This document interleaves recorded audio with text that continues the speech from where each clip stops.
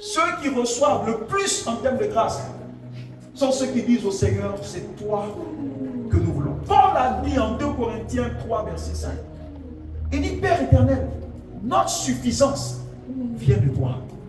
Ça veut dire que ce n'est pas une formule dont on a besoin. Ce n'est pas une stratégie dont on a besoin. Ce n'est pas d'abord une planification dont on a besoin d'abord. Mais c'est de Jésus d'abord qu'on a besoin. Parce que toute planification sans Jésus conduit à une perte de temps.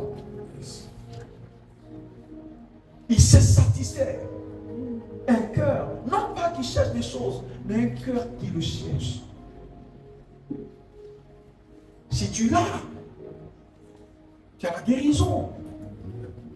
Si tu l'as, tu as la paix. Parce qu'il est la paix. Si tu l'as, tu as ton livre d'ordination qui rentre dans sa phase d'accomplissement. Parce qu'il est l'auteur de ce livre-là.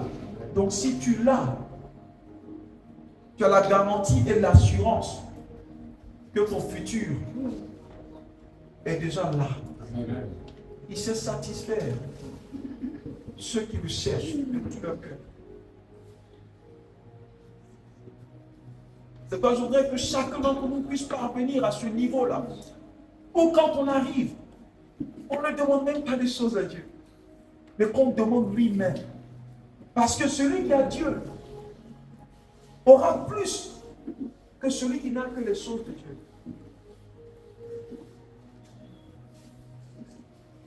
Il sait satisfaire un cœur sincère qui le cherche. Son esprit est là au milieu de nous. Son esprit est tellement palpable, tangible. L'esprit de Dieu n'est pas une chose, c'est une personnalité. Il est tangible quand il est dans une atmosphère. On peut le toucher, on peut le saisir, on peut l'appréhender, on peut sentir sa présence, on peut sentir son atmosphère. Il est là au milieu de nous. Il est là où les cœurs sont tournés vers lui. C'est pas le véritable réveil. Ne viendra pas parce que nos stades sont pleins. Non.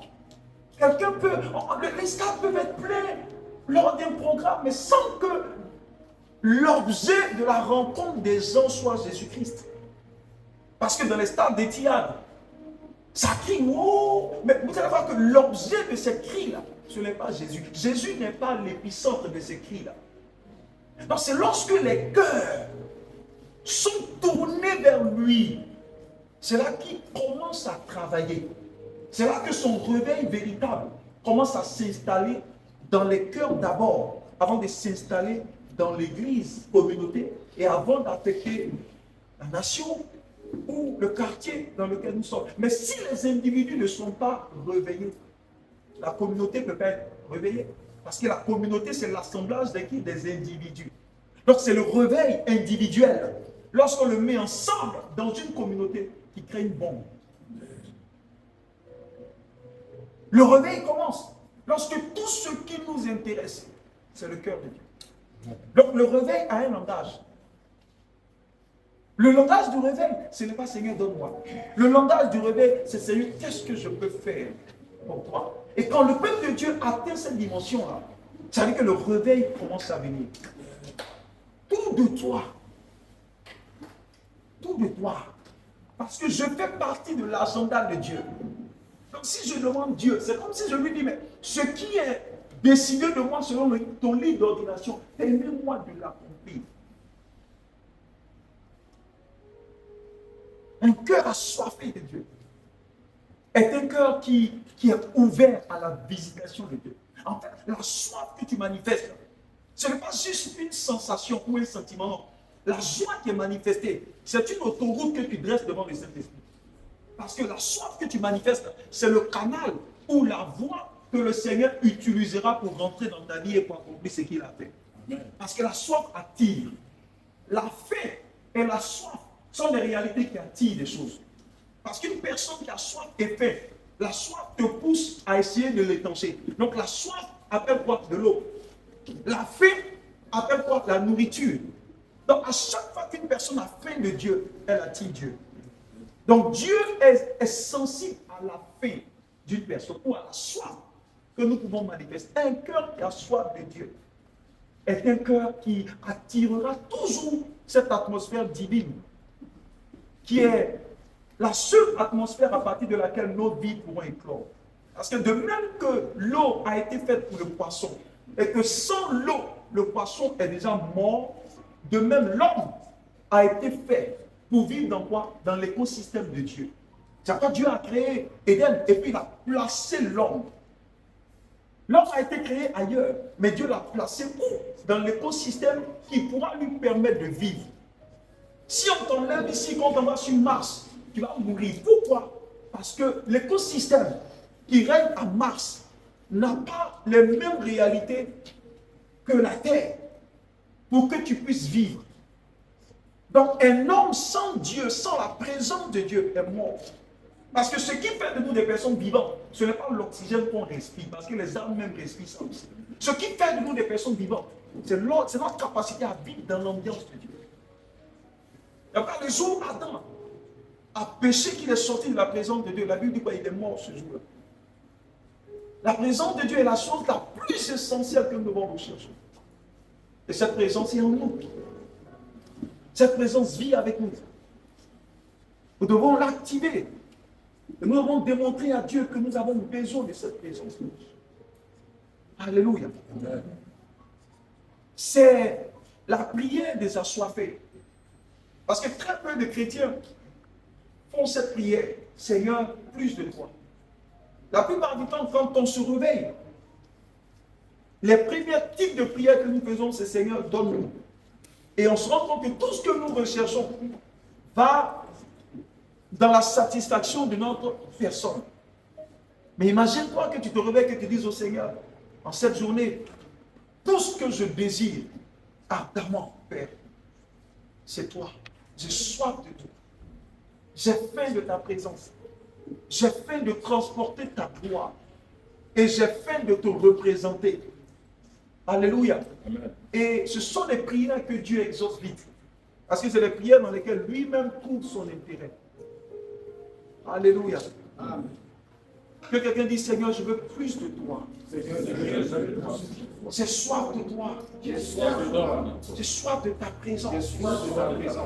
Que chaque jour qui passe me donne davantage de te chercher. Que ton esprit se révèle à moi. Que ton esprit me révèle Jésus. Et que Jésus me révèle le Père. Je veux te connaître. Encore et encore. Au nom de Jésus. Alléluia. Nous sommes à notre 15e jour, c'est ça? 15e jour de jeûne et de prière. 16e? 17e? Non, 15e. Alléluia. Et ça fait du bien. J'ai vu certaines personnes qui m'ont dit déjà, pasteur, j'ai commencé à avoir des visions. Et elles étaient contentes comme ça. Alléluia. À chaque fois que tu engages Dieu, Dieu répondra toujours. Amen. Le problème n'est jamais Dieu. Le problème, c'est nous qui ne faisons pas assez d'efforts pour nous engager. Donc, tout ce que Dieu a, en fait, tout ce que Dieu a, ce n'est pas pour Dieu. Parce que Dieu est déjà Dieu. Dieu veut dire celui qui se suffit par lui-même. C'est pas je dis, il n'a pas besoin de nous pour être Dieu. Mais nous avons besoin de lui pour accomplir la raison pour laquelle il nous envoie sur la terre. C'est quand on commence à avoir des visions. Et on commence à entendre Dieu dans une certaine dimension. Amen. Mais ce sont ces réalités incroyables que nous recevons lorsque nous décidons de nous engager avec Dieu. Alléluia. Lorsque nous décidons de nous engager avec Dieu, vous allez vous rendre compte que ça devient une aventure merveilleuse. Alléluia. David a dit un jour, il dit, le Seigneur lui a dit, goûte et vois. Ça veut dire quoi? Le but de Dieu, c'est de lui donner de manger petit à petit jusqu'à ce qu'on soit noyé dans la rivière. Donc quand il te donne un gâteau, tu coupes un peu le gâteau et puis il te retire le gâteau. Et puis il avance. Depuis le parvis jusqu'au lieu saint. Donc tu as vu le gâteau et tu as goûté, tu as vu comment c'est bon. Il dit goûtez à la grâce et voyez comment elle est bonne. Donc celui qui expérimente certaines choses, telles que les visions et autres, tu auras envie de plus, tellement c'est excitant, c'est passionnant. Alors que certains n'ont pas. Dieu te tire parce que ce que tu as vu, là, tu dois comprendre qu'il y a plus que ce que tu as vu. Amen. Alléluia. Donc, tous ceux qui ont commencé correctement, vous allez voir que selon le besoin ou le désir de votre cœur, durant ces 40 jours-là, Dieu vous révélera qu'en réalité, vous n'êtes pas des personnes ordinaires. Mais vous êtes des personnes, en fait, surnaturelles, mais qui êtes emprisonnées dans l'ordinaire. Parce que l'ordinaire peut devenir une prison.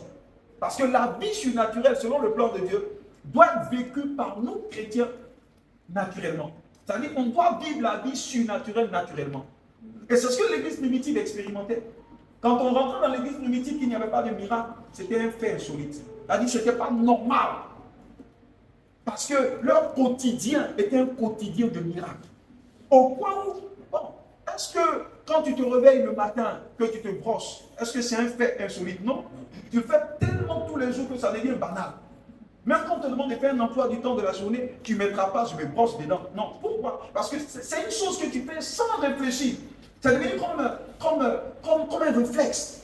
Donc c'est tellement ancré en toi que tu ne mentionnes même pas. Donc la vie spirituelle, selon l'agenda et le mandat de Dieu, est censée être vécue naturellement.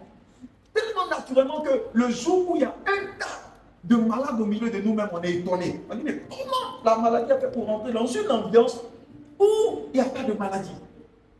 Alléluia. Mais tout ça vient par notre degré d'engagement avec Dieu. Par notre degré d'engagement avec Dieu. Par notre degré d'engagement avec Dieu. Il y a une sphère à partir de laquelle les soucis du monde terrestre que nous avons, il y a une sphère dans laquelle on fonctionne à partir de laquelle ces soucis-là ne sont plus des soucis.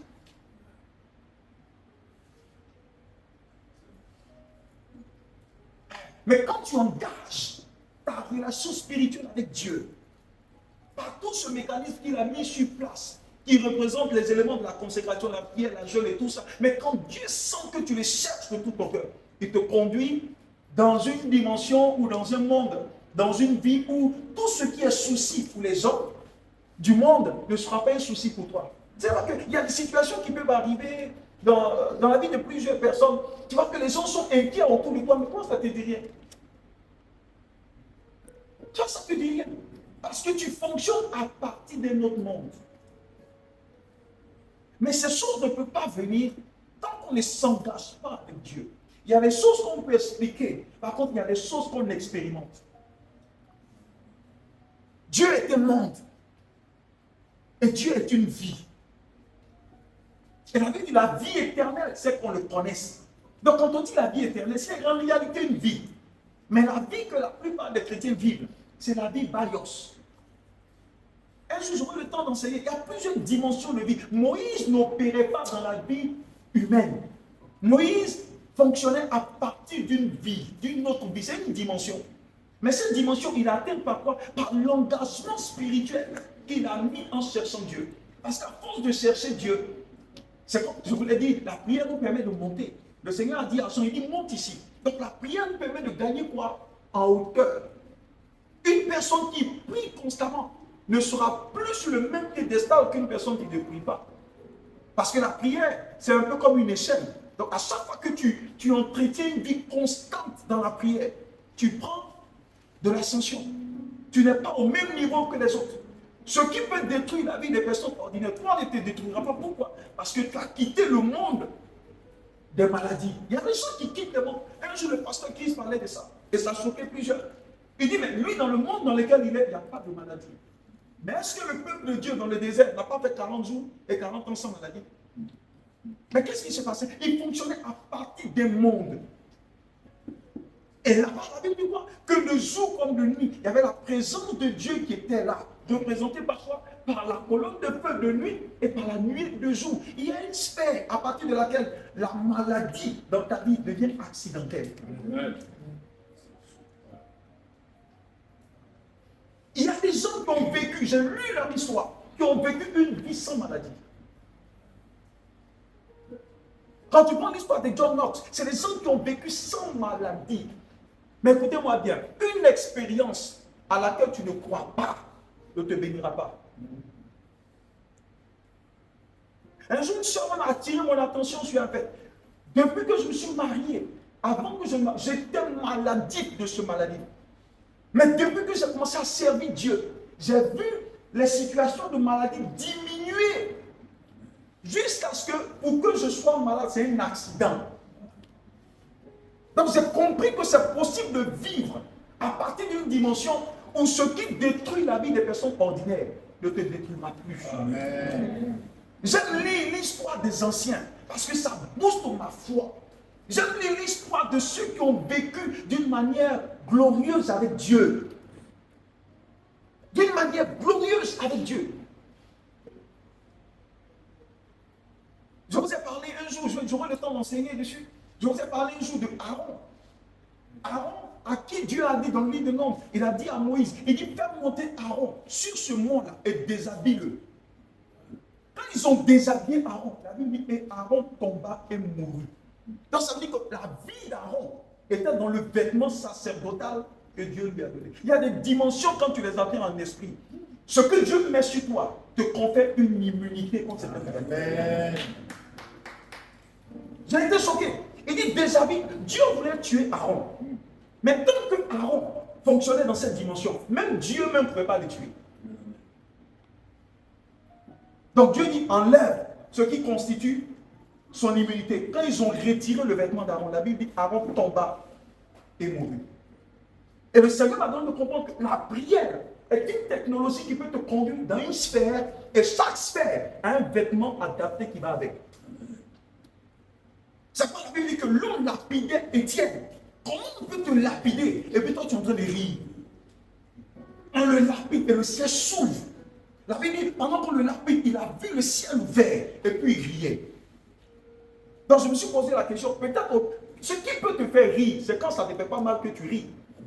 Mais comment on peut lapider quelqu'un et au lieu de sentir la douleur, il rit? Donc le monsieur certainement opérait dans une sphère à partir de laquelle il n'y a pas de douleur.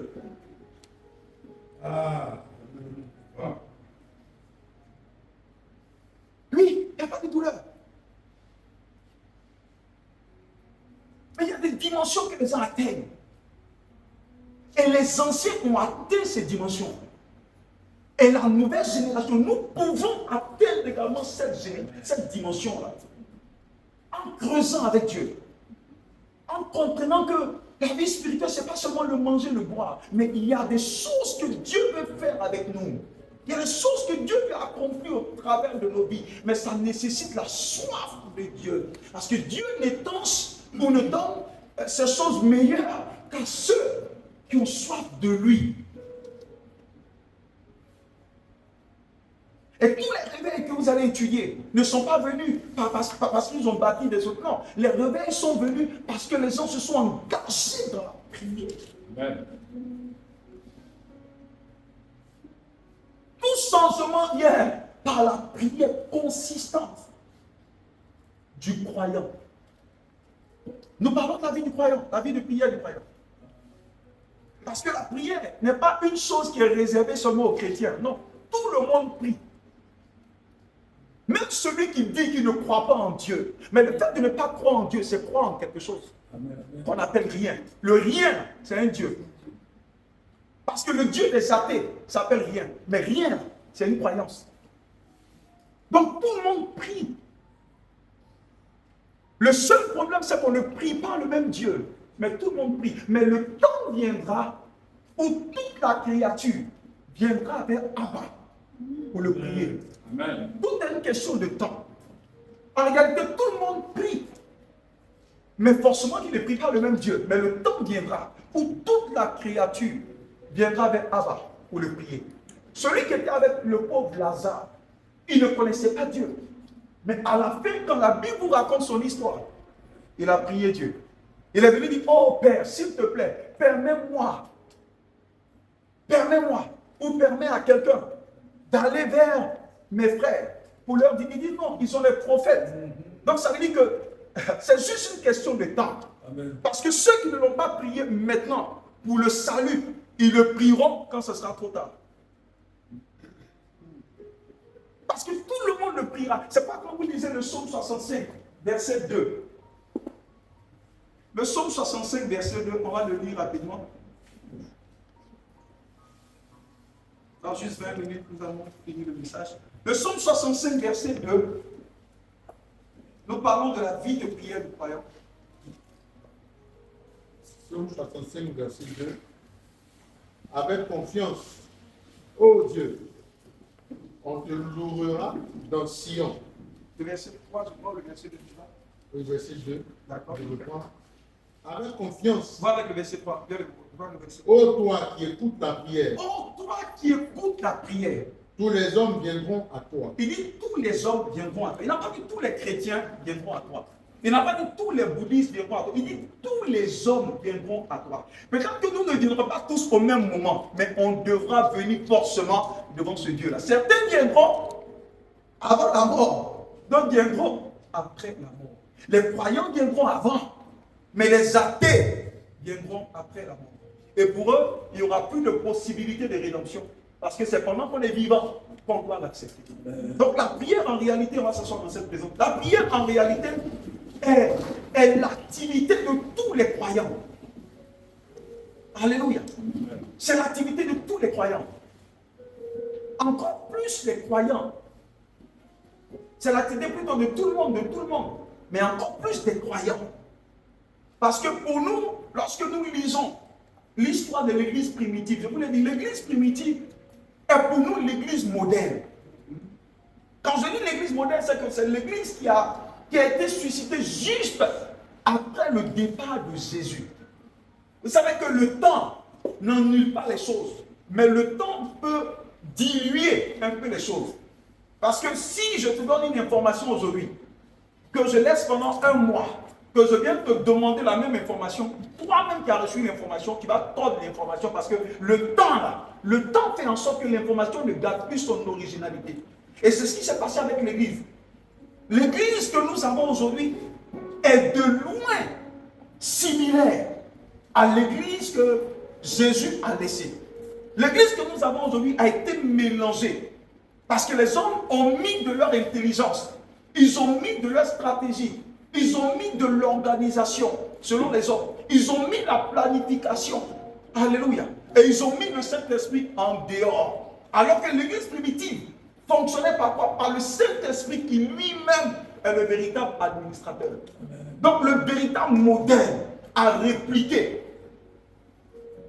c'est le modèle de l'église que Christ a laissé. L'église primitive. Et Actes chapitre 2 nous indique un peu la civilisation qui régnait autour d'eux. À partir du verset 42. Acte 2, verset 42, il nous dit, chaque fois ils se retrouvaient, je paraphrase, dans le même endroit, ils faisaient quoi? Ils priaient, ils jeûnaient, ils rompaient le pain. Et la Bible dit quoi? Qu'ils se partageaient les choses. Donc voici le modèle et voici l'écosystème qui doit prévaloir ou qui prévalait dans cette église-là, qui faisait que cette église était puissante. Mais le cœur de leur rassemblement, c'était la prière. Le cœur de leur rassemblement, c'était le fait de crier à Dieu. Le cœur de leur rassemblement, c'est qu'ils avaient compris que là où 2 ou 3 personnes sont assemblées au nom du Seigneur, il était présent. Parce qu'ils avaient compris que sans la prière, Dieu ne peut pas bouger. C'est quoi ta prière? Mets Dieu en mouvement. Ta prière active les ressources ou les réalités spirituelles en ta faveur. Alléluia. Ils avaient pris pour habitude de prier. Parce qu'ils avaient compris ce que la prière représentait. La prière est notre avantage. La prière dans la vie du croyant est ce que le carburant représente pour un véhicule. Sans ce carburant, nous ne pouvons pas aller quelque part. Sans ce carburant, nous ne pouvons pas évoluer. L'église primitive vivait par la prière. La Bible, ils étaient assidus à la prière. C'est le mot qui soit important. Ils ne le faisaient pas de temps en temps. Ils étaient assidus tous les jours. Et quand vous lisez là-dessus, vous allez voir que la Bible dit, et la crainte de Dieu s'empara d'eux. Et la crainte de Dieu s'empara d'eux. Et le Seigneur ajoutait à l'église chaque jour ceux qui étaient sauvés. C'était une église qui priait énormément. Ce n'était pas une église qui priait de temps en temps, non. Mais c'est une église qui avait pour culture la prière. Et elle savait qu'elle pouvait tout gagner par la prière. Parce que cette église a fait l'expérience du manque de prière. Lorsque le peuple de Dieu, les autorités ont arrêté Jacques, Actes des Apôtres est clair dessus. Il avait dit que cette église qui ne maîtrisait pas les contours de la prière n'avait pas prié. Et Jacques a vu sa tête décapitée. Donc c'est une expérience qu'ils ont acquise de leur manque de prière. Donc ça dit par manque de prière, ce qui constitue la substance de ta vie peut être enlevé. Et l'église était au courant. Et quand ils ont arrêté Pierre, ensuite, après, l'église s'est dit, au cas de Jacques ou dans le cas de Jacques, nous n'avons pas prié. Voici ce qui est arrivé. Mais au temps de Pierre, l'église a dit non, nous allons nous atteler à la technologie que le Seigneur nous a donnée pour activer le ciel en notre faveur. Il y a des situations, si Dieu ne descend pas dans ta situation, elle ne changera pas. Parce que tu ne peux pas changer ta situation en étant dans la propre situation. Tu as besoin d'appeler de l'aide. Et David a dit, mon aide ne vient pas de mon oncle ou de mon cousin. Non, mais mon aide me vient de qui? De Abba. Celui qui est assis sur le trône. Il dit, celui qui est au-dessus des montagnes. C'est de là que me vient le secours. Alléluia. Amen. Et ils ont commencé à prier pour que Dieu s'investisse dans leur quotidien. Et ils étaient tous réunis dans la maison de la dame. Alléluia. Amen. Et Pierre et son frère étaient en prison.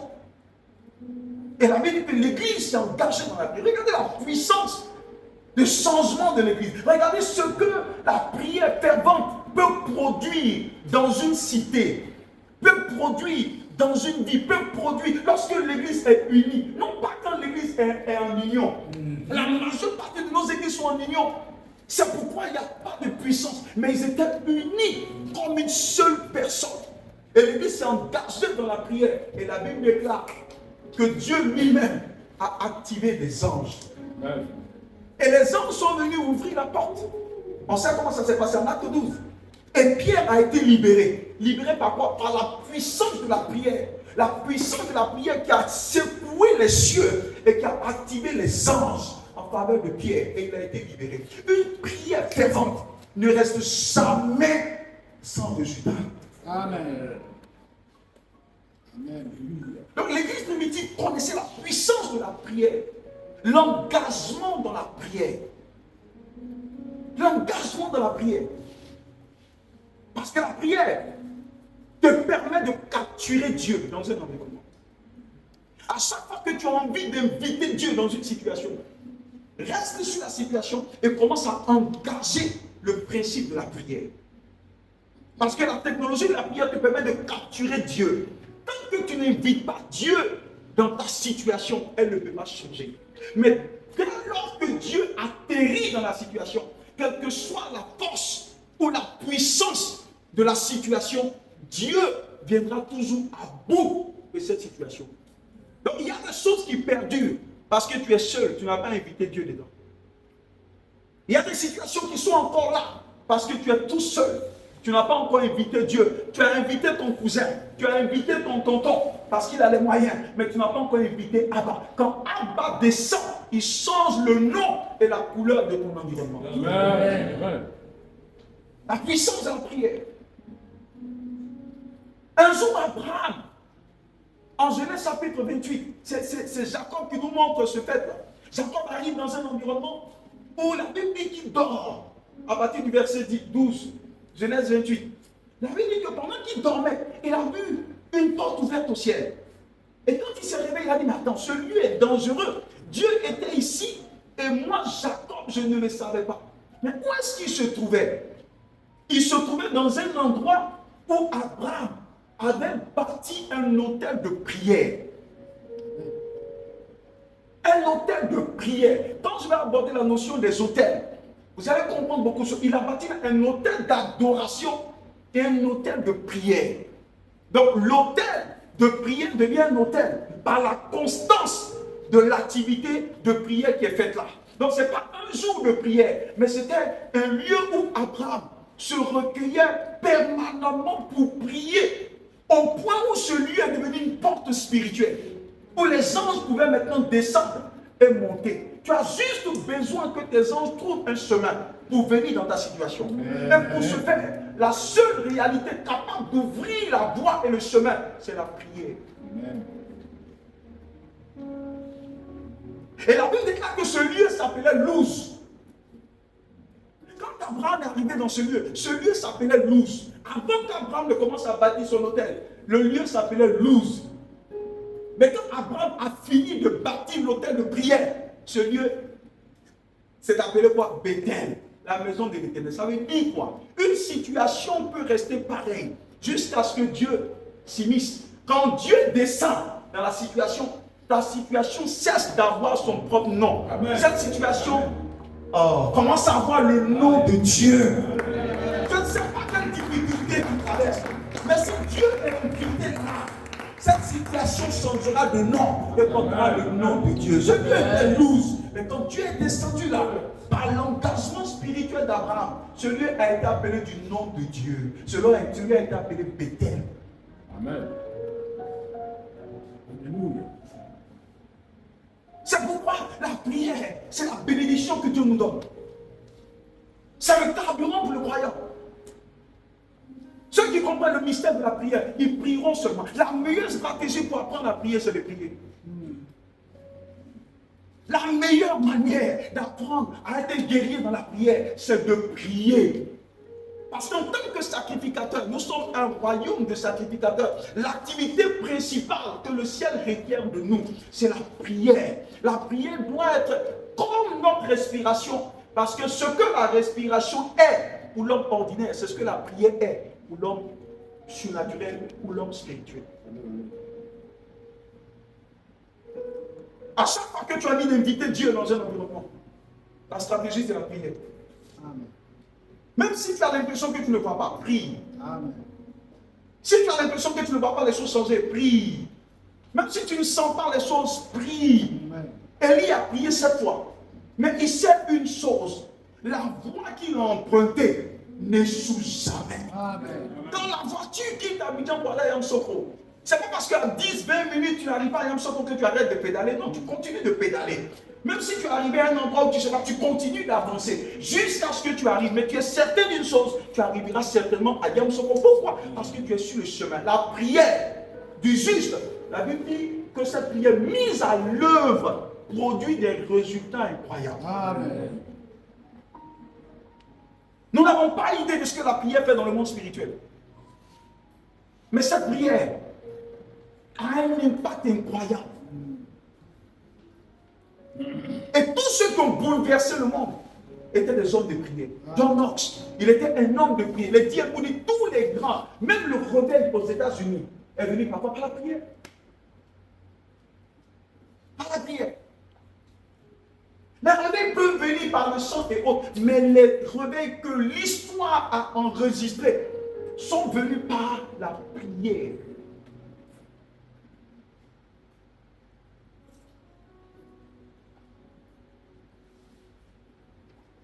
La prière ouvre le ciel. Si la situation perdure encore, engage-toi. Parce que la prière n'est pas, c'est pas de l'activisme, non. C'est un engagement spirituel. Ça demande de la discipline. Parce que c'est difficile de prier. Celui qui dit que prier est facile, c'est pas vrai. C'est difficile de prier. Parce que tu devras aller au-delà de ce que ton corps ressent.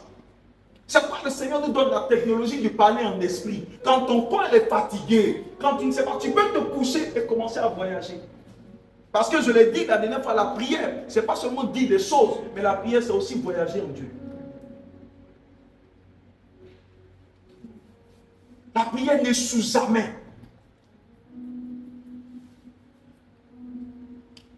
La prière n'échoue jamais. Lorsque Jésus priait en Luc 9, la Bible déclare quoi? Que l'extérieur de sa contenance a commencé à changer.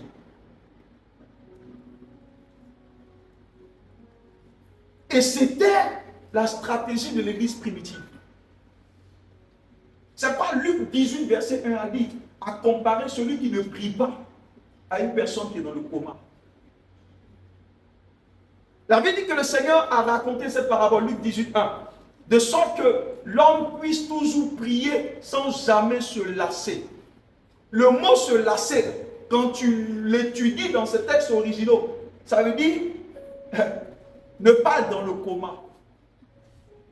Donc ça veut dire quoi? De même que quand tu arrives à l'hôpital, on te dira que les céphalées, les vomissements, toutes ces choses, même pour quelqu'un qui n'est pas médecin, il te dira ça, ce sont les signes cliniques d'un palu. Donc quand on voit les symptômes, on peut connaître la source du mal. La Bible dit, on peut voir la santé spirituelle des croyants par le manque de prière ou par la vie de prière. Donc quelqu'un qui ne prie pas, la Bible dit que tu es dans le coma. Même si tu respires, que tu marches, tu respires devant les gens, mais dans le monde spirituel, le monde à partir duquel tu es censé être plus fort, dans ce monde-là, tu es dans le coma. Donc vous avez plusieurs chrétiens comateux. C'est pourquoi c'est difficile parfois de recevoir certaines choses. Vous savez, quand Dieu doit visiter une personne, il y a deux étapes d'abord. Marc chapitre 11 nous dit, lorsque vous priez, demandez et vous recevrez et ensuite vous le verrez. Donc il y a recevoir et puis il y a voir. Beaucoup ont reçu, mais ils n'arrivent pas à voir. Pourquoi? Parce qu'entre le recevoir et le voir, ils sont tombés dans le coma.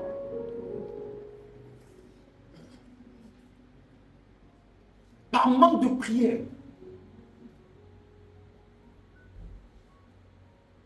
Je vous ai dit, le diable a peur d'une catégorie de personnes. Le diable a peur de ceux qui prient beaucoup.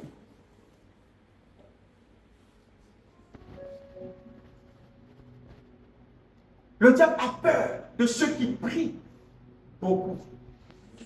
Quand tu es engagé avec Dieu, je vous assure, un moment viendra, tu n'auras même pas le temps pour le diable. Parce que le temps même pour t'engager avec Dieu est tellement inférieur, petit, que tu te dis, mais si je n'ai pas même, si le temps que j'ai ne me suffit même pas pour chercher Dieu, est-ce que j'aurai le temps pour chercher le diable?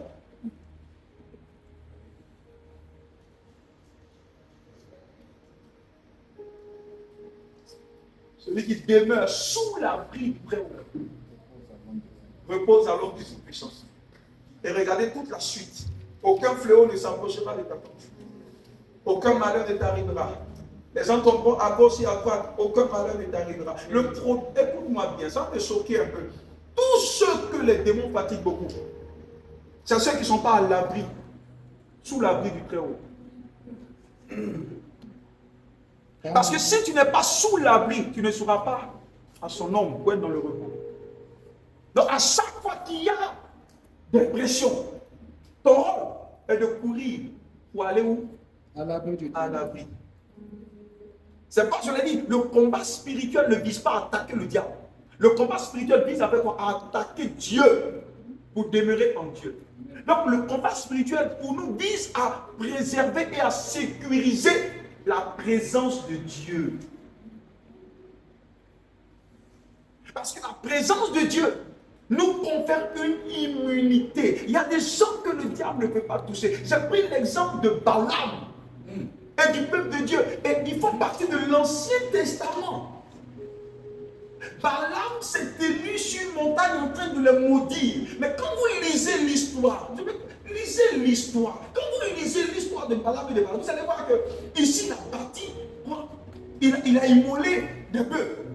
Après, il a dit non, c'est peut-être la montagne qui n'est pas assez adaptée. Il a immolé plus de bœufs ici. Ça veut dire que c'est le principe des autels qu'il utilise pour maudire le peuple de Dieu.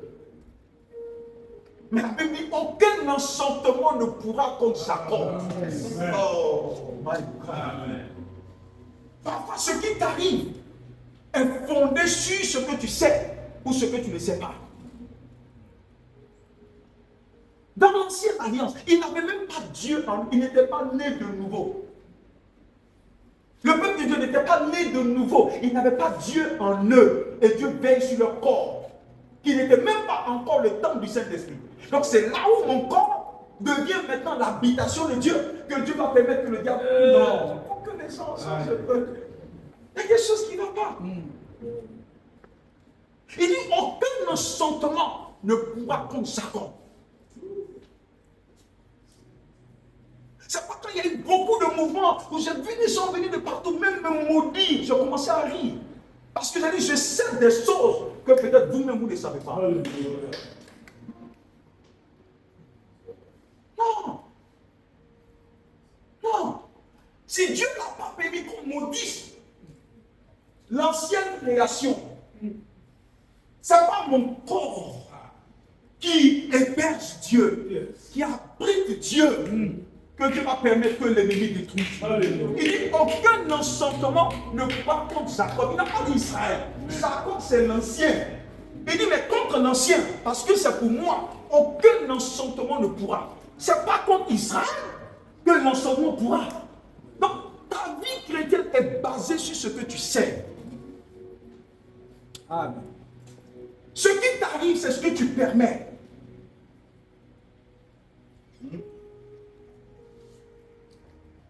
Pas besoin de prier. Non. Mais tout ça est fondé sur ce que tu sais. N'oubliez pas, Jésus disait toujours, va quand ta foi t'a sauvé. C'est quoi la foi? La foi vient de ce qu'on entend. Ce qu'on entend vient de la parole de Dieu. Ça veut dire la quantité de paroles que tu as emmagasinées, c'est ce qui bâtira ta foi. Mais il y a plusieurs dimensions de foi. Il y a des fois naufragées, il y a des fois élevées, il y a des fois à terre. Il y a des fois, même quand le diable voit, il sait qu'il ne peut pas. Mais ta foi est sustentée par quoi? Par ce que tu sais de ce Dieu-là. La malédiction ne peut rien comme Jacob.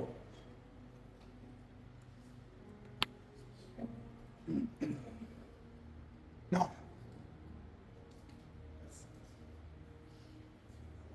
J'aurai le temps d'enseigner un jour dessus. Parce que je le disais, le terme même chrétien doit être redéfini. Parce que la Bible dit celui qui demeure sous l'abri du Très-Haut repose en son ombre. Donc la question c'est, est-ce que tu demeures sous l'abri du Très-Haut? Donc quand on définit les choses, qu'on arrive à ce niveau, vous allez voir que ce débat théologique qui dit que le chrétien peut être possédé, c'est une erreur. En fait, celui qui est possédé n'est pas chrétien. Parce qu'un véritable chrétien défini selon la terminologie de Christ, non, il ne peut pas. Amen. Il ne peut pas. Il ne peut pas. C'est bon de définir les termes. Parce que ce n'est pas parce que tu as le diplôme de pilote que tu es pilote. Le pilote, c'est celui qui a prouvé des heures de vol. Ce n'est pas parce que tu es sorti de l'école de docteur que tu es docteur. Il te faut prouver.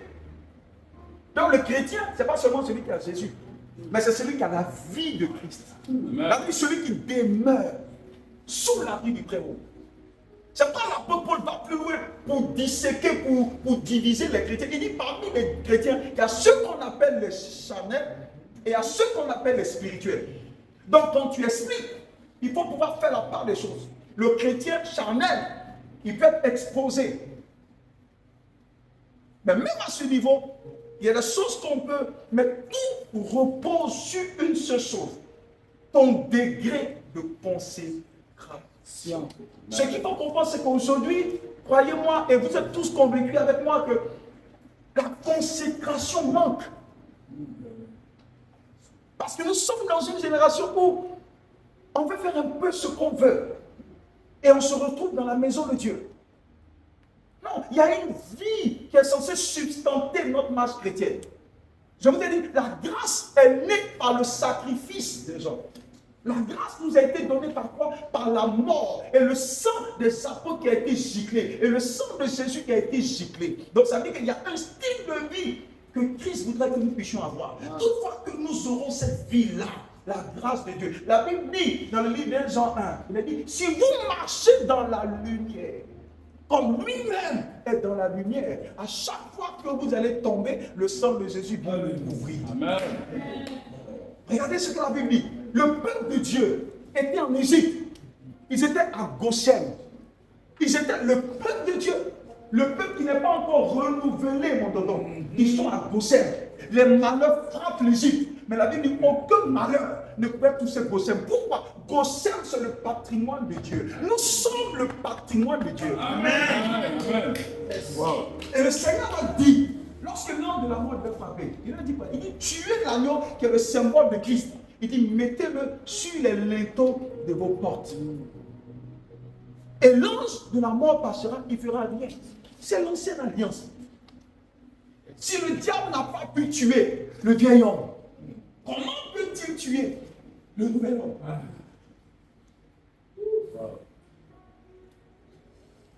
On donne trop de crédit au diable dans nos églises. À force de bombarder le peuple avec cela, le peuple commence à développer ce qu'on appelle une peur. Alors que la peur, c'est l'ennemi de la foi. La peur en elle-même est un esprit. La peur est un esprit qui entre. Quand il entre, il ouvre la porte aux autres esprits. Donc parce que les gens vivent dans la phobie du diable. Un chérubin au chômage. Un chérubin qui est tombé depuis longtemps. Oh my God. Parce que les gens vivent dans la phobie. Ils ouvrent la porte à tout. Même là où le diable n'agit pas, on lui attribue ça. Qu'est-ce qui te fait dire que ton désert vient du diable? Si Dieu lui-même crée des déserts aussi. Donc tu es tellement habitué au diable que même ce que Dieu fait, tu l'attribues au diable. N'oubliez pas que la bénédiction de Dieu peut nous faire mal. Une bénédiction n'est pas que positive. Parce qu'au départ, on ne peut pas savoir ce qu'est bénédiction. La vie de la bénédiction de l'Éternel est ce qui n'est suivi d'aucun chagrin. Ça veut dire au début, même si c'est doux, on ne peut pas savoir si c'est une bénédiction. C'est au fil du temps, parce que ce qui accompagnera, par ce qui suivra, qu'on verra si c'est une bénédiction ou pas.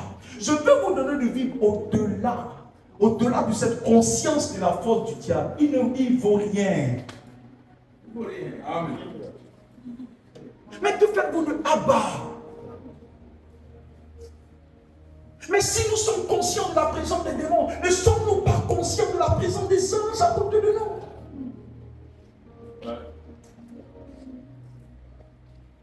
Tout ce qu'il nous faut vivre, c'est la vie de consécration. C'est la vie offerte à Dieu. Vous savez, personne n'est parfait, mais le sang de Jésus nous couvre. Amen. Le sang de Jésus nous couvre. David, quand vous lisez l'histoire de David, vous allez écrire le Seigneur, nous, on est mieux. David, quel 100 coups il n'a pas fait. Mais qu'est-ce que David avait? David avait un cœur humble. Un cœur qui savait reconnaître ses erreurs. Un cœur qui ne pouvait pas dormir sans demander pardon au Seigneur. Vous savez, un péché qui n'est pas couvert par le sang de Jésus est un péché qui n'est pas confessé. Oh. À chaque fois que le péché est confessé, Dieu le couvre par son sang. Amen. C'est pourquoi il dit, qu'est-ce qu'il a dit en 1 Jean 1, verset 9? Il a dit que celui qui prétend qu'il n'a point péché, voilà, c'est un menteur, il fait de Dieu un menteur. Mais si nous disons que nous n'avons pas péché, le Seigneur dit quoi? Nous faisons de Dieu un menteur. Voilà. Mais si on confesse, la Bible dit quoi? Il nous purifie de tous nos péchés et il efface nos iniquités.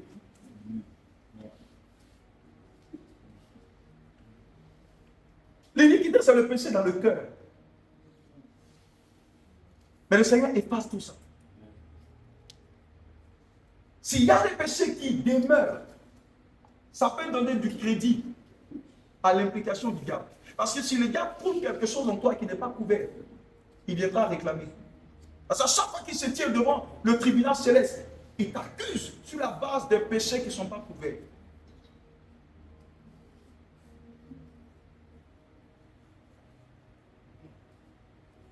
La vie de prière.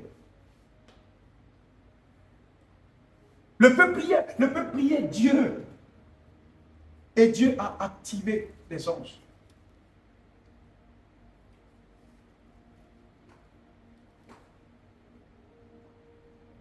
Offrons-nous comme des sacrifices vivants à Dieu. Nos vies seront un scandale de gloire. Les gens verront Christ rayonner au travers de nos vies. Les gens verront Christ briller au travers de nos vies.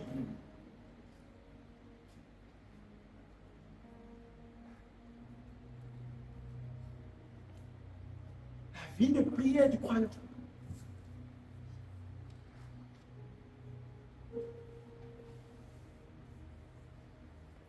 Alléluia.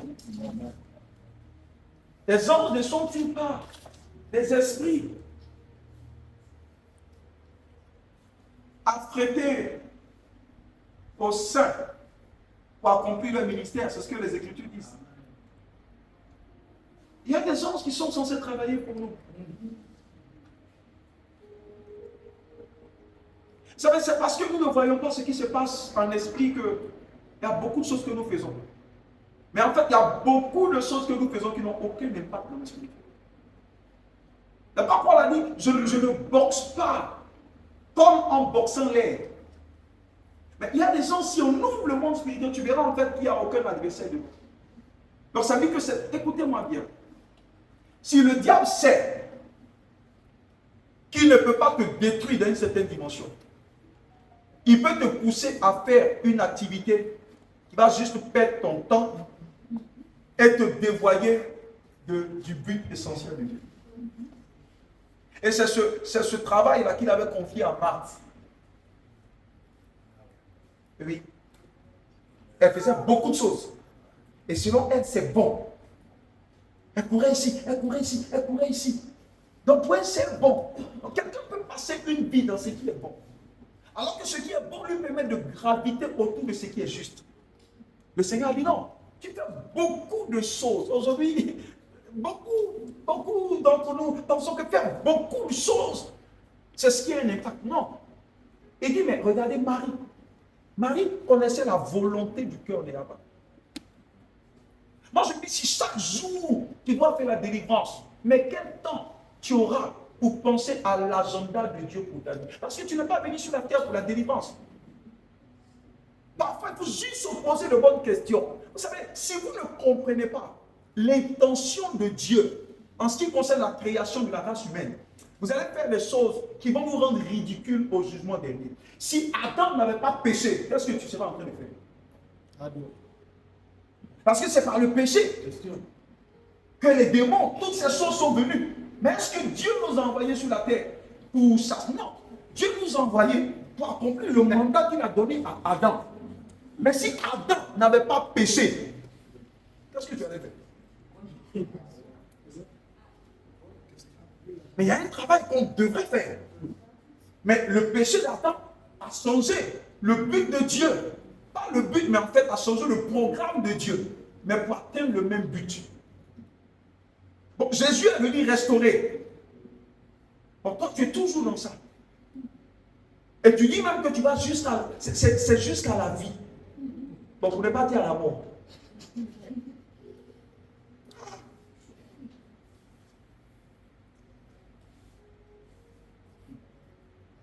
Quel est le plan de Dieu pour toi? Tu es né pourquoi? Dieu ne te demandera-t-il pas, bon et vaillant serviteur, tu as accompli, mais Dieu t'a envoyé pourquoi?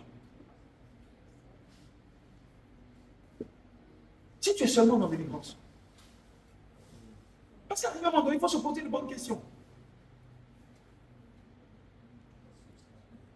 Il faut se poser. Écoutez, si nous n'avons pas l'intelligence spirituelle, nous avons détruit l'agenda de Dieu pour nous. Amen. Non. Non. Quand tu lis les Écritures, tu es choqué. Amen. Tu es choqué. C'est quoi le plan de Dieu pour nous? Ce plan, ce n'est pas d'attaquer le diable. Non. Et ne vous marcherez sur les serpents et les scorpions. Mais c'est quoi mon but? N'oubliez jamais que le jour où vous vous présenterez devant le trône de Dieu, il y a un calendrier vous concernant. Il y a un livre d'ordination dans lequel il y a votre mandat, le but pour lequel vous êtes sur la terre. Le cahier de charge. Et c'est ce cahier-là que le Seigneur ouvre. La Bible parle de beaucoup de livres qu'il y a dans l'éternité. Il y a le livre d'ordination, il y a le livre de vie, il y a le livre des achats, il y a beaucoup d'autres livres. Et le Seigneur ouvrira ton livre. Et il te dira ce pourquoi il t'a envoyé sur la terre. Mais si tu n'as pas compris ça, tu as échoué. Parce que tu passeras tout le temps à te délivrer des démons qui n'existent pas. Bien. Ah. Des démons qui n'existent pas. Il faut juste donner aux gens de comprendre, de prendre confiance en eux. Oui, des démons qui n'existent pas. Qui n'existent pas. La sorcellerie ne fait rien contre toi. Amen. À part la porte que toi-même tu leur donnes. C'est pourquoi la Bible dit ne donnez pas accès. La Bible dit ne donnez pas accès. Ça veut dire quoi? Le diable, accès, c'est comme si c'est moi qui tiens la porte. Quand on me dit ne donne pas accès à telle personne, je maintiens la porte fermée. C'est le jour où je l'ouvre que la personne aura accès.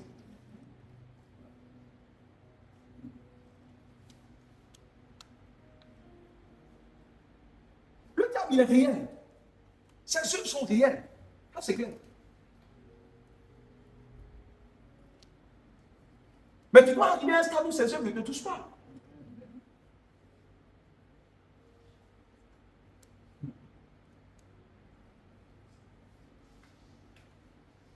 Alléluia. Amen. L'œuvre de Christ à la croix, il faut qu'on revienne sur l'enseignement de la croix.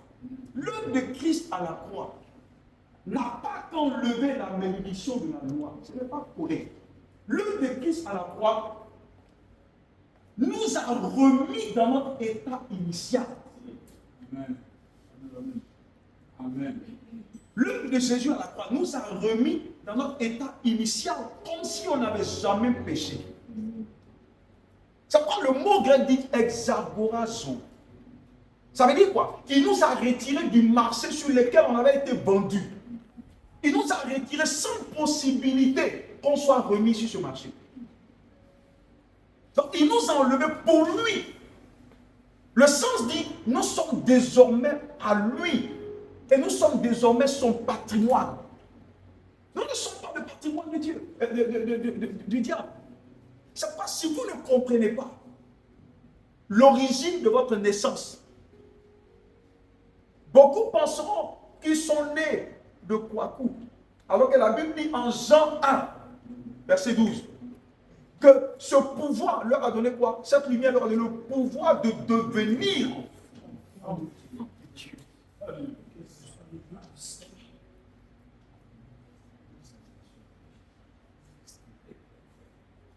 Merci, pasteur. Je vais vous dire quelque chose.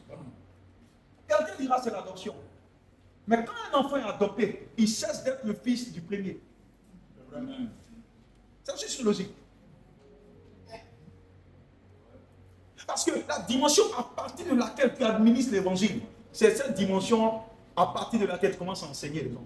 Parce que si la base est fausse, tout l'enseignement qui viendra sera faux. C'est pourquoi c'est l'introduction qui permet le développement et la conclusion. Si il y a des professeurs qui lisent ton introduction, ils ne lisent plus le reste.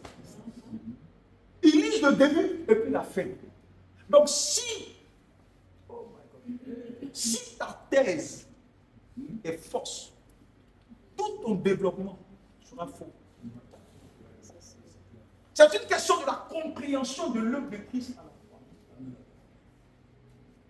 Christ, sachant que les trois dimensions de l'homme étaient le problème, mais il a guéri tous les trois. Son sang est versé pour ça. Si on trouve que le problème dans tes veines, c'est ton sang, mais depuis que tu bois la Sainte Seine, là, où est le problème? Pourquoi, en plus de la Sainte Seine, tu dois bâtir un hôtel de chameaux? Lâche-moi. Le problème, ce n'est pas les prédicateurs. Le problème, c'est l'ignorance du peuple de Dieu. C'est juste ça.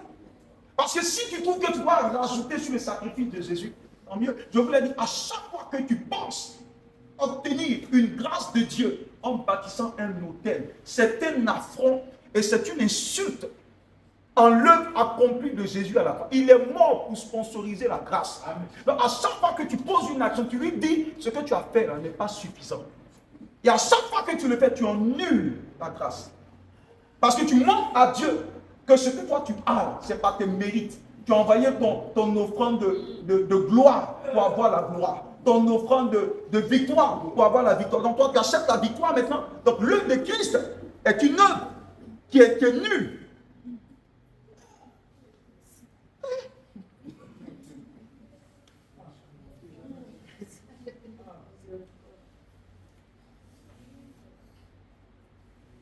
Il y a quelque chose qui ne va pas en fait. Il y a quelque chose qui ne va pas. Parce que là, ça entraîne beaucoup de dérives. Il faut que les gens puissent comprendre l'œuvre de Jésus à la croix, qui est une œuvre excellente. L'église primitive, dites-moi, où est-ce que l'église primitive a parti auquel? Parce que, attendez, on n'est pas les premiers à créer l'église. Ça n'a pas commencé par nous. Ça a commencé par les anciens. Il y a eu des dévanciers. Il y a eu des personnes qui n'ont jamais parlé de ça. Pourquoi moi qui suis de la nouvelle alliance, je dois bâtir un hôtel pour avoir la gloire?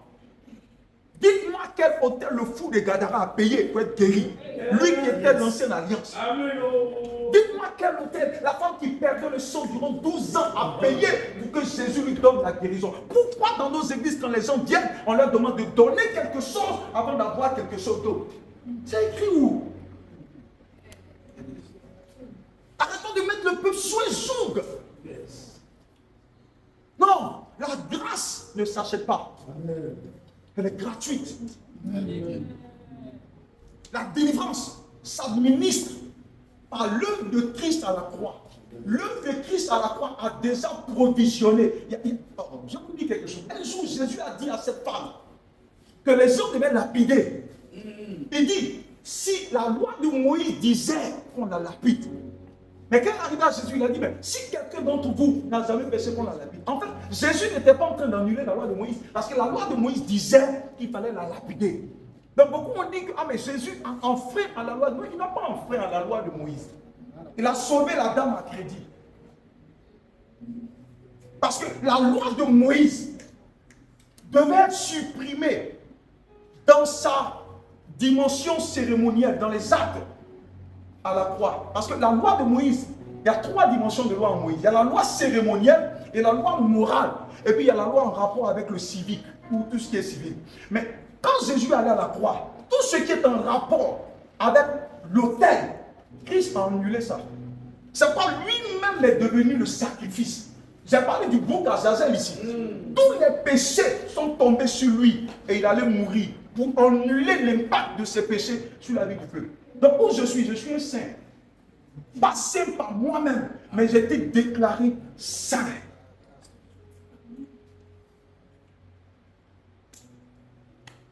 Alléluia. Amen. Donc la loi qui est en vigueur, c'est la loi morale. Ça, c'est la loi. On n'annule pas la morale.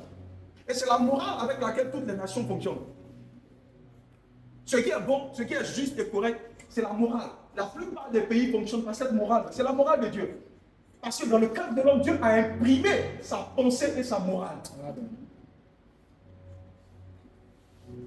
Il a dit à la femme, il dit, va, tes péchés te sont pardonnés, va et ne pêche plus.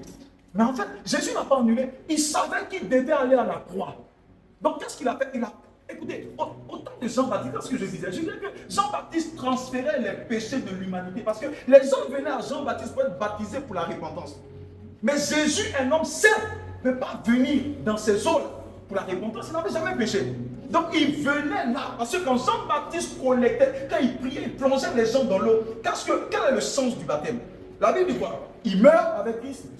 Et puis il ressuscite en nouveauté de vie. Donc, écoutez, quand le peuple venait à Jean-Baptiste, Jean-Baptiste prenait la mort que le péché leur a donné, qu'il mettait dans l'eau. Et puis il les laissait partir. Donc quand Jésus est venu, il n'avait jamais péché.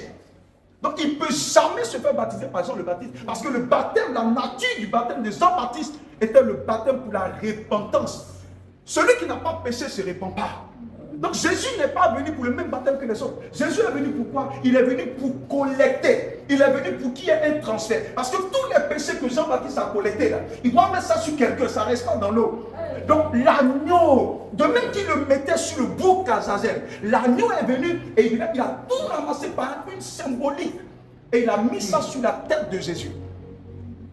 Donc par cet acte-là, il a collecté le péché de l'humanité. Amen. Et il est parti mourir. C'est après ça qu'il a pris le chemin de la croix de Golgotha. Parce qu'il ne pouvait pas mourir sans qu'il y ait un péché chez lui. Mais il a collecté le péché de l'humanité. Donc c'est ce même-là, quelque temps avant, a dit à la femme qui était coupable. Il dit non, je prends ton péché à crédit. Parce que la grâce n'est pas née par la croix. La grâce est née avant la fondation. C'est quoi la Bible dit que Noé a trouvé grâce aux yeux de Dieu. La grâce n'a pas commencé dans la nouvelle alliance, non. La grâce a commencé avant la fondation, mais la grâce a été rendue manifeste dans la nouvelle alliance par la personne de Christ lui-même, qui était la manifestation de la vérité et de la grâce. Donc il a collecté le péché de la femme, et puis il a mis sur son dos. Parce qu'il savait que Jean le Baptiste devait transférer le reste des péchés. Mais pour la femme, je prends et puis je mets sur mon dos. Puis je m'en vais à la croix. Donc vous la laissez, elle est libre à crédit. C'est possible de payer quelque chose dans une boutique à crédit. Comme c'est possible de payer avec l'argent. Que tu aies l'argent, que tu aies le cash ou à crédit, tu peux avoir le même bien. Tu peux connaître un fournisseur qui te donne ça à crédit. Moi, je peux avoir l'argent, aller prendre la même chose à crédit. Le même objectif, c'est que tu as le bien, moi aussi je l'ai. Même si tu as à crédit ou tu n'as pas à crédit, personne ne sait si j'ai pris à crédit ou pas. C'est que si tu as le bien et j'ai le bien. Donc il a collecté à crédit les péchés de cet homme. Et il est allé à la croix. Donc quand tu l'as fini à la croix, la Bible dit le voile est déchiré. Ça veut dire qu'il n'y a plus de parmi, il n'y a plus d'intermédiaire, il n'y a plus de médiation. Il n'y a pas quelqu'un qui doit se tenir pour parler de Dieu à ma place. Quand on dit le voile est déchiré, ça veut dire nous tous, nous sommes sacrificateurs et nous avons accès à Dieu au même niveau et au même degré.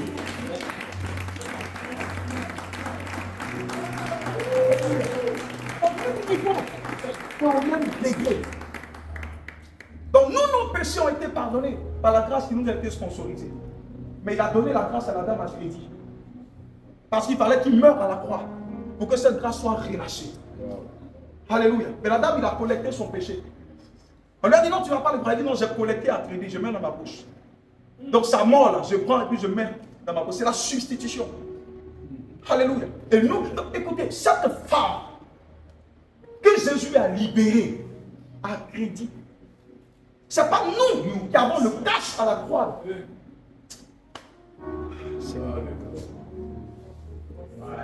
Ne peut pas juste besoin d'ouvrir les yeux. Parce que tant que nous ne comprendrons pas ça, l'agenda de Dieu serait en mal.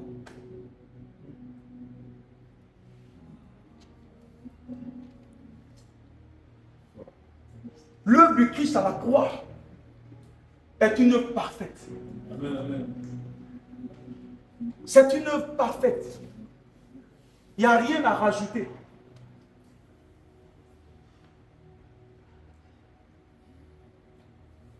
On nous dira, non, c'est ton péché qui est pardonné, ton iniquité. Non, ce n'est pas vrai. L'iniquité, c'est un type de péché, mais c'est un type de péché du cœur.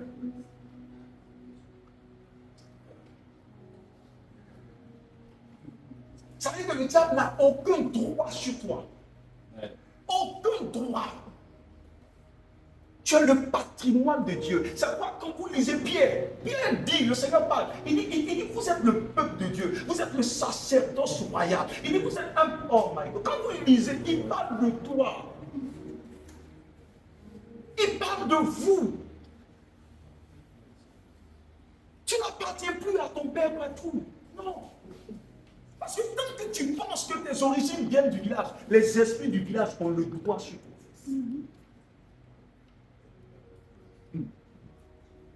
Mais ça, ce qu'il faut comprendre, c'est que c'est un acte légal qui a été fait à la croix.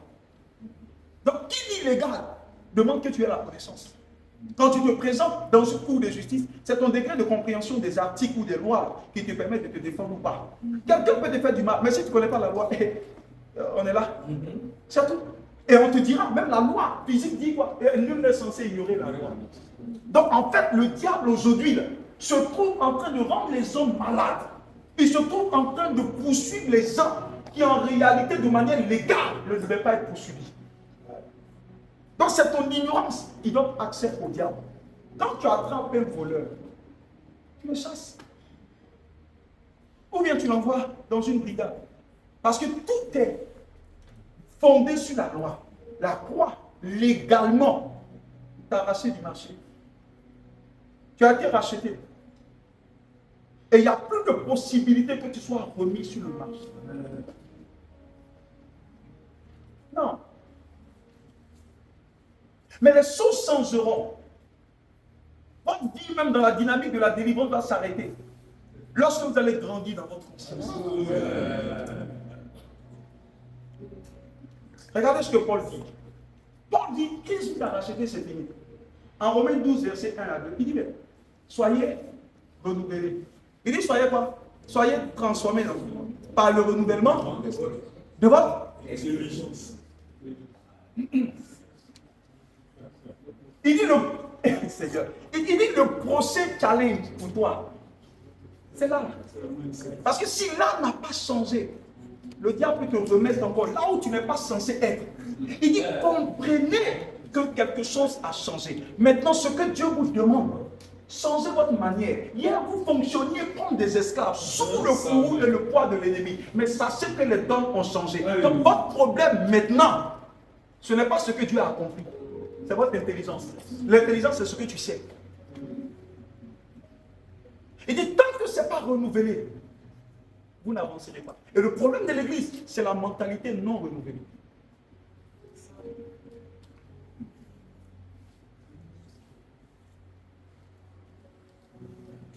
Le diable est petit. Le diable est petit. Tant que tu ne comprendras pas qu'il est petit, le diable est petit. Le diable est petit. Que ta mentalité s'aligne sur ce que Christ a accompli à la croix. Tu n'as pas écrit pour remplir les pages. Parce que ceux qui prêchent ce type de trucs-là, ils sont toujours dans l'Ancien Testament. Alors que ça a évolué. Ça a évolué. Le diable peut réclamer Simon, mais il ne peut pas réclamer Pierre. Ah, je suis tellement très loin que je ne sens même pas que c'est. Alléluia. Écoutez, je vous dis, je vais révéler sur ça. Le jour où je prêcherai sur la délivrance, vous allez comprendre tout ça. Et c'est à partir de ce jour-là que votre vie va changer. Alléluia. Regardez, moi j'ai toujours utilisé de l'huile pour toi. Mais sur moi, je n'utilise jamais l'huile. Parce que c'est pour aider ta foi que je fais ça. Parce que toutes ces choses sont longues. Toutes ces choses sont les symboles du Saint-Esprit. Parce que tu peux dégrader la dispensation par ton fonctionnement.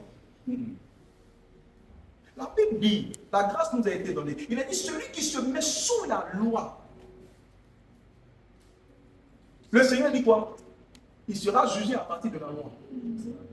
Mais celui qui accepte la grâce, on l'accepte par la foi. Seigneur, je suis d'accord, j'ai compris. Ok, j'y vais, comme un enfant. Alléluia. Moi, je dis jamais. C'est pas que je suis venu en ciel, maman, je ne veux pas. Je veux fonctionner dans une dimension supérieure. Pour ta foi, je peux prier dessus, te donner, mais moi, je n'utilise pas. Parce que je n'ai jamais utilisé. La Bible parle de l'ombre et la Bible parle de la réalité. L'huile, c'était le symbole du Saint-Esprit qui n'était pas encore venu. Mais quand le Saint-Esprit arrive, c'est pourquoi le Seigneur, quand vous lisez, le Seigneur n'a pas dit même. Il y a des dimensions où il a dit oignez la personne d'huile, mais il y a d'autres dimensions où il dit imposez seulement les mains. Aux malades, ils seront guéris. Il n'a même pas dit prier pour eux, il dit imposer les mains. Mais le Seigneur a dit imposer les mains. Pourquoi? Parce que ce vase-là n'est plus cramé. Parce que tant que tu ne comprends pas que le baptême là dit quoi? Tu es mort avec Christ. Et on le dit, mais on ne comprend pas. Donc, si tu existes, ça veut dire que tu n'es pas encore mort. C'est pourquoi Paul a dit en Galates 2, il dit si je vis, c'est Paul que le diable cherche. Mais Paul est mort. Il dit si je vis, ce n'est plus moi, mais c'est Christ qui vit en moi. Je faisais une délivrance un jour. L'esprit ne voulait pas se dire à l'esprit, celui qui se tient devant toi, c'est Christ. Et c'est là que l'esprit est sorti. Parce que tant que c'est dramé, l'esprit ne sortira pas. Parce que ce qui a tué dramé va me tuer aussi. Mais si c'est Christ que dramé est mort, donc finalement tout revient à la... Écoutez, regardez la prière de Paul.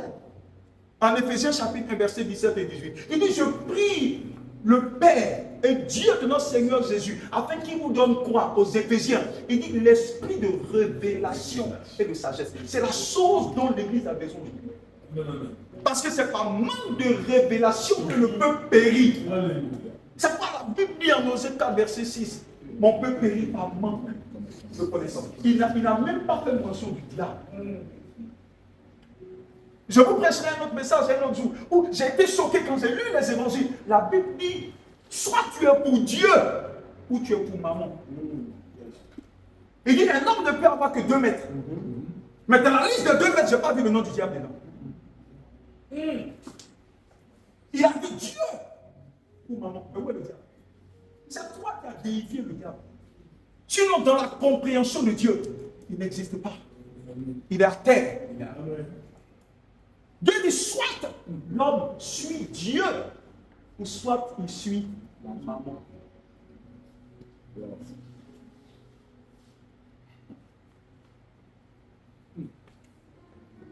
La révolte vient quand tu commences à comprendre.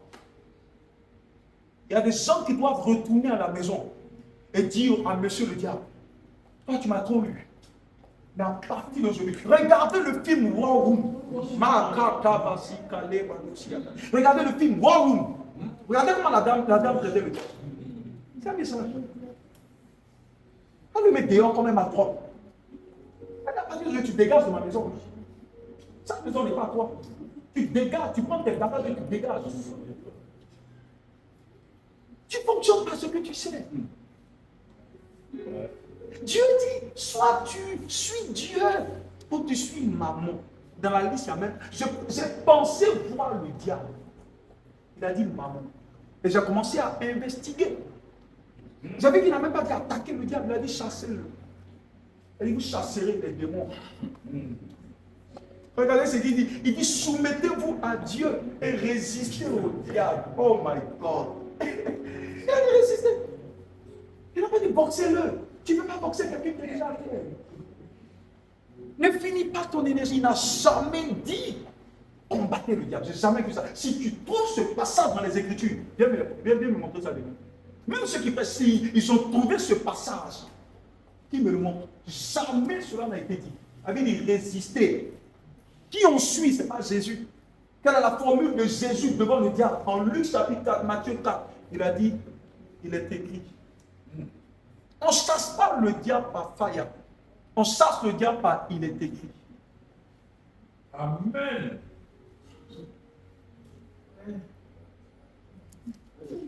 Il y a trop de choses à faire. Il faut avancer. Regarde le temps que tu as offert au diable.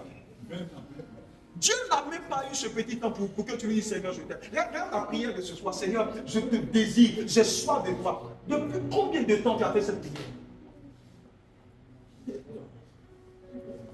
Depuis combien de temps? Imaginez qu'à chaque fois que tu parles de Dieu, on remplit une barrique. Qu'à chaque fois que tu parles du diable, on remplit une autre barrique. Quand tu vas te retrouver devant Dieu, Dieu trouvera que tu as passé toute ton éternité à faire la publicité du diable que lui. Parce qu'il verra la dimension. Car plus, celui de qui tu parles le plus, en réalité, est celui que tu aimes.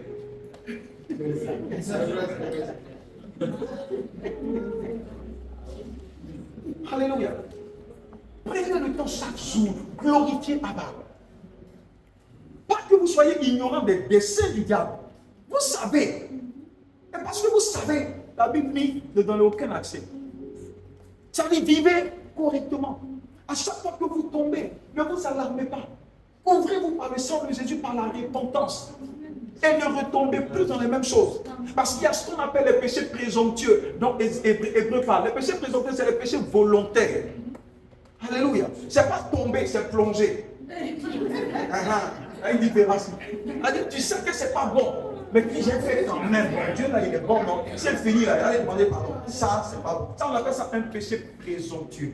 C'est-à-dire c'est un péché d'arrogance. Et quand tu fais ça, le sang de Jésus ne peut plus couvrir parce que c'est volontaire. Mais en tant qu'humain, par moment, on peut chuter. En esprit, en pensée, il y a beaucoup de choses qui nous viennent. Mais nous, les pasteurs, on n'est pas saints. Mais on est couverts par le sang de Jésus. Il y a certains péchés de la chair, peut-être qu'on ne fera pas, ou qu'on n'a pas fait par la grâce de Dieu, qu'on ne le fera pas, mais il y a les péchés spirituels. Il y a 8 dimensions comme ça de péchés. Il y a les péchés spirituels, il y a les péchés dans le corps, il y a les péchés de la chair, il y a les péchés en pensée, il y a tout type de péchés. Mais au moins ton combat doit pas être sur les choses de la chair. Ton combat doit être sur les choses de la pensée. Parce que le Seigneur dit, celui qui s'est mis en colère ou qui a mal pensé de quelqu'un déjà même est comme un meurtrier. Donc ça doit être ce combat-là, parce que c'est le plus difficile des champs de bataille. C'est le plus difficile, le champ de la pensée. Parce que là, tu ne contrôles pas et ça vient, mais à chaque fois que ça vient, laisse cette dimension être couverte par le sang de Jésus. Alléluia. Parce que chaque fois que le sang de Jésus te couvrira, l'accès, le diable ne l'aura jamais sur ta vie. Alléluia. Mais ne donnez pas trop de crédit au diable. Et tout n'est pas le diable. Dieu peut être l'auteur de certaines attentes. Quand ça ne marche pas, ça ne veut pas dire que c'est le diable. Quand vous faites ça, vous le rendez trop fort. Et vous le rendez plus fort que votre Dieu, qui a votre livre d'ordination en main. Alléluia. Donc ça ne va pas poser la question au Seigneur. Ça s'appelle Dieu qui permet que vous attendez. Alléluia. Amen. Mais je veux que vous ayez beaucoup plus foi en Dieu qu'en le diable. Non. Apprenez à connaître Dieu.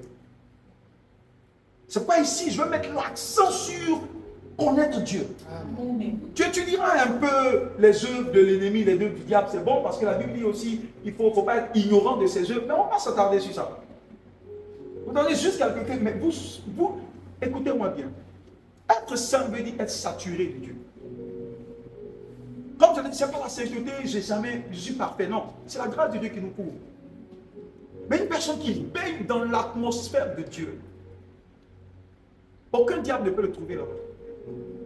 C'est ce que la parole a dit dans le psaume 41. Celui qui demeure sous l'abri du Très-Haut repose à l'ombre du Tout-Puissant. Donc pour que tu puisses bénéficier de l'ombre de Dieu, il faut être sous son abri. Et être sous son abri, c'est vivre consacré. Lui offrir notre vie, corps, âme et esprit. Et quand c'est cela, votre vie ira au rythme de l'agenda de Dieu. Et le diable sera toujours perdant. Alléluia. Amen. Le diable sera toujours perdant. N'ayez peur de rien. Parce que tout part de là. Ayez foi en ce Dieu qui est réel. De même que les démons sont beaucoup réels pour plusieurs là. Il faut voir les anges aussi réels comme ça. Alléluia. Amen. Et n'ayez aucune crainte. À chaque fois qu'il y a quelque chose qui ne va pas, levez-vous dans la prière. Levez-vous dans la prière. Levez-vous dans la prière. Et Dieu va restaurer les choses. Amen. Dans le nom de Jésus. Amen. Créez un temps pour Dieu à la maison. Créez un temps de présence. Cultivez cette présence à la maison.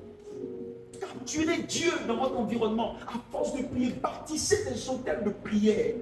Bâtissez des hôtels d'adoration. Par la constance, par la permanence. Celui qui demeure toujours dans un temps de prière à une heure spécifique. Dieu va forcément un jour t'envoyer des anges. Au bout de 21 jours, continue, à partir de maintenant, prends les 25 jours, chaque jour à une heure bien spécifique. Ce qui fait que beaucoup, certainement, n'arrivent pas à avoir les visitations angéliques. C'est parce que tu pries à 15h aujourd'hui, demain tu pries à 17h après demain. On n'arrive pas à savoir exactement, les anges même n'arrivent pas à savoir exactement ta constance.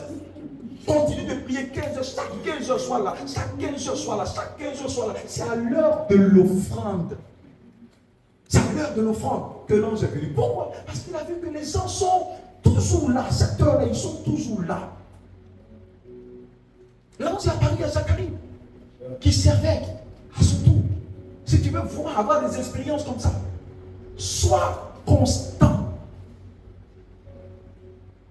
À force d'être constante, tu bâtis là un hôtel. Parce que la chose devient hôtel, pas quand tu fais une fois. La chose devient hôtel lorsque tu fais ça constamment. Corneille avait bâti un hôtel de monde. Parce que la Bible, c'était son habitude.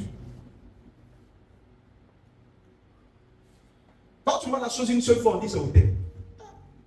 C'est par la constance de la chose que ça devient un hôtel. L'hôtel de prière, l'hôtel d'adoration. Et ce qui capture Dieu dans un environnement.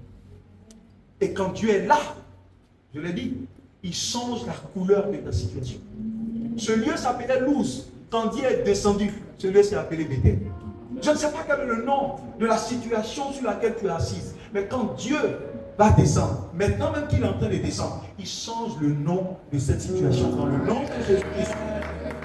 Alléluia.